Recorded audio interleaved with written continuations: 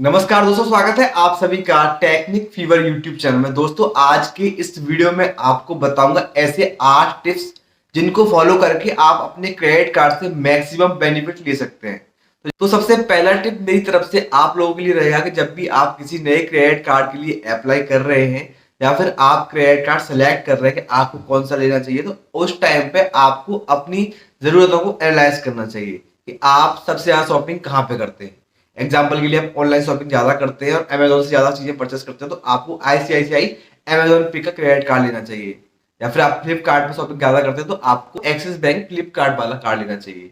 तो इस तरह से सबसे पहले आपको क्रेडिट कार्ड सिलेक्ट करना कि आपकी जो जरूरत है वो क्या है, आप मंथ में कितना पैसा कहाँ पे खर्च करते हैं, तो उस हिसाब से आपको क्रेडिट कार्ड को चुनना चाहिए। दूसरी टिप यहाँ पे रहेगी कि आपको क्रेडिट कार्ड इस्तेमाल करने की जगह पता होनी चाहिए। मान लीजिए कि आपके पास 2-3 क्रेडिट कार्ड है और अलग अलग क्रेडिट कार्ड है।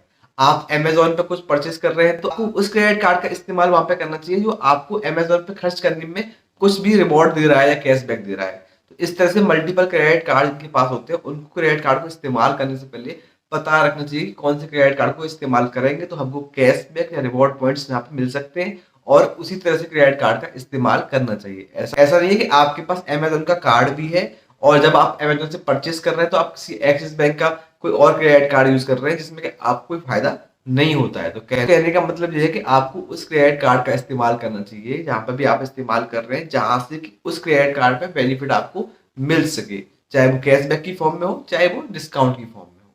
तीसरी टिप यहाँ पे मेरी तरफ से आप लोगों के लिए रहेगी, आप अपने क्रेडिट कार्ड का इस्तेमाल करें क्रेडिट कार्ड की बिलिंग साइकिल के हिसाब से।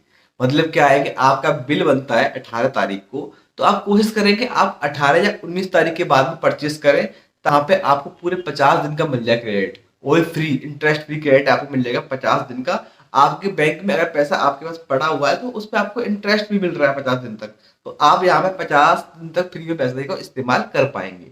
कई बार क्या होता है कि हमारी जो परचेसेस होती हैं वो अलग अलग टाइम पे हो जाती हैं। अब ऐसा नहीं कि हमें जरूरत आज पड़ गई है तो हमको 18 तारीख को ही आके पेमेंट करनी है, तो ऐसे नहीं, आपके पास कई सारे क्रेडिट कार्ड हो सकते हैं, तो आपको उसमें दिमाग लगाना है कि कौन सा क्रेडिट कार्ड ऐसा है जो इसके नजदीक इसका बिल बनने वाला है, तो आप उस क्रेडिट कार्ड को इस्तेमाल करें जिसमें आपको ज्यादा टाइम मिले, ग्रेस पीरियड आपको मिले, ताकि आपको वहां पे इंटरेस्ट फ्री पैसा भी मिल रहा है और आपका जो पैसा है बैंक में वो सेफ है, उस पर भी आपको इंटरेस्ट मिल रहा है। तो क्रेडिट कार्ड की बिलिंग साइकिल के हिसाब से क्रेडिट कार्ड को इस्तेमाल करना चाहिए। ये उन केसेस में ज्यादा अच्छे से काम करता है जब लोगों के पास में 2-3 क्रेडिट कार्ड होते हैं। चौथा पॉइंट यहाँ पे है कि हमेशा आपको अपने क्रेडिट कार्ड की पेमेंट है वो फुल करनी चाहिए। कई बार लोग गलती करते हैं कि वो पार्शियल पेमेंट वहां पे कर देते हैं, जिसको मिनिमम ड्यू भी बोलते हैं, उसको कर देते हैं। उनको लगता है कि अब हमारा सब क्लियर हो गया, अब हमें कोई टेंशन नहीं है। लेकिन मिनिमम पेमेंट ड्यू भरने से सिर्फ आपको वहां पे पेनल्टी नहीं लगती है, इंटरेस्ट आपको उतना ही लगता है जितना आपके क्रेडिट कार्ड पे लगता है।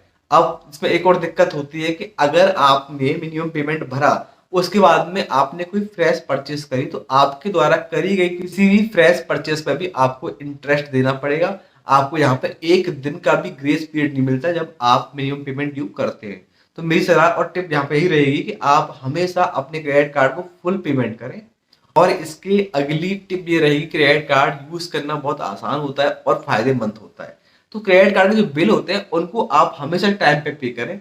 अब ऐसा नहीं कि एक आध दिन का डिले कर दिया, अगर एक आध दिन का डिले करेंगे तो आपको वहां पे इंटरेस्ट चार्ज हुआ और आपको उसमें फायदे की जगह नुकसान हो जाएंगे। तो बिल को हमेशा जब भी टाइम आ रहा है उससे 1-2 दिन पहले ही भरते हैं। कोई भी डिले भी होता है अगर पेमेंट को प्रोसेस होने में या बैंक की छुट्टी हो जाती है, कुछ भी दिक्कत होती है, तो आप वहां से बिना इंटरेस्ट के दिए हुए निकल जाए। तो एक आध दिन का आप लेके चलें, आप टाइम पे ही भर दें अपने क्रेडिट कार्ड के सारे बिल्स को। छठवीं टिप मेरी तरफ से जहाँ पे ये रहेगी, आप रेगुलरली अपने सिविल स्कोर को चेक करते रहें।